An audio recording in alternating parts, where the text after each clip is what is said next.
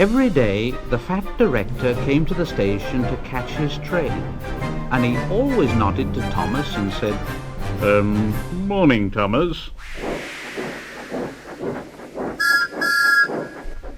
There were lots of trucks in the yard, and Thomas had to push and pull them into their right places.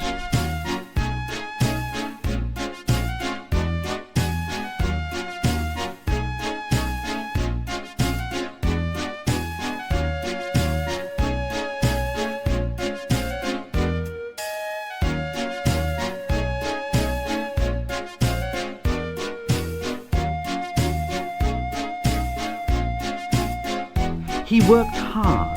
He knew now that he wasn't so clever as he'd thought, and he wanted to learn all about trucks so as to be a really useful engine. But on the siding, by themselves, were some trucks that Thomas was told he mustn't touch. There was a small coach, some flat trucks, and two queer things his driver called cranes.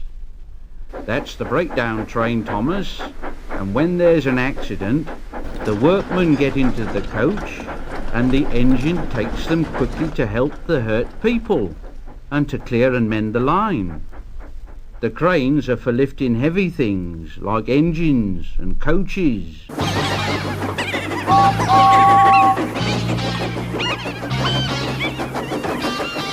"Help! Help!" And a goods train came rushing through very fast. "Help! Help!" The engine, a new one called James, was frightened. His brake rods were on fire, and smoke and sparks streamed out on each side. "They're pushing me! They're pushing me! Those silly trucks are pushing me!"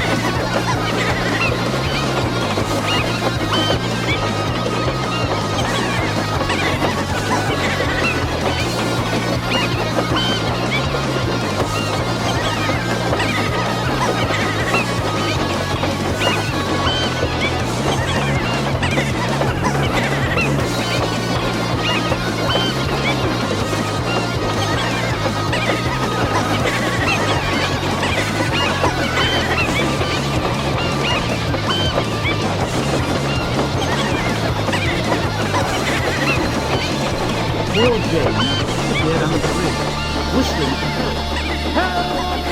Help! Help! Thomas the tank engine didn't know what to do.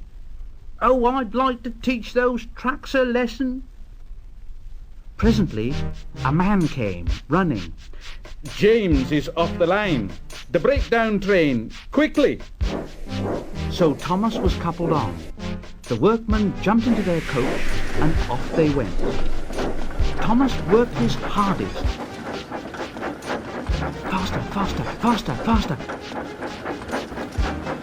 Don't bother those trucks and their tricks. I only hope poor James isn't hurt.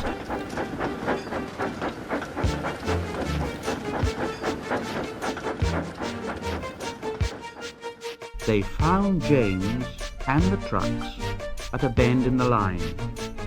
The brake van and the last few trucks were on the rails, but the front ones were piled in a heap. James was in a field with a cow looking at him, and his driver and fireman were feeling him all over to see if he was hurt. "Never mind, James. It wasn't your fault. We always said your wooden brakes was no good." Thomas pushed the breakdown train alongside. Then he pulled the unhurt trucks out of the way. "Oh, oh, oh dear! Oh, don't hurt us, Thomas! Oh, oh, oh! Don't hurt us, Thomas!" "It serves you right! It serves you right!" He puffed backwards and forwards all the afternoon, and he scolded the trucks. "This'll teach you a lesson. This'll teach you a lesson." And the trucks answered in groany, creaky sort of voices, "Yes, it will. Oh, yes, it will. Ooh, oh."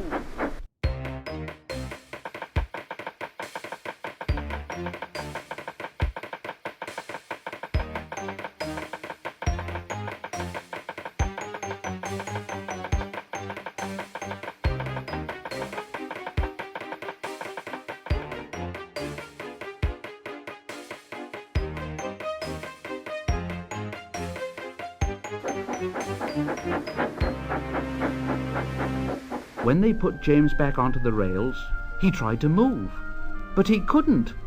So Thomas helped him back to the shed. The fat director was waiting anxiously for him. "Well, Thomas, I've heard all about it, and I'm very pleased with you. You're a really useful engine. James shall have some proper brakes and a new coat of paint, and you, well, you shall have a branch line all to yourself." "Oh, sir, thank you." Now Thomas is as happy as can be.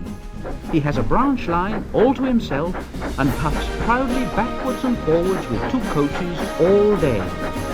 He's never lonely, because there's always some engine to talk to at the junction. Edward and Henry stop there quite often and tell him the news. Gordon is always in a hurry and doesn't stop, but he never forgets to say to Thomas, and Thomas in return always whistles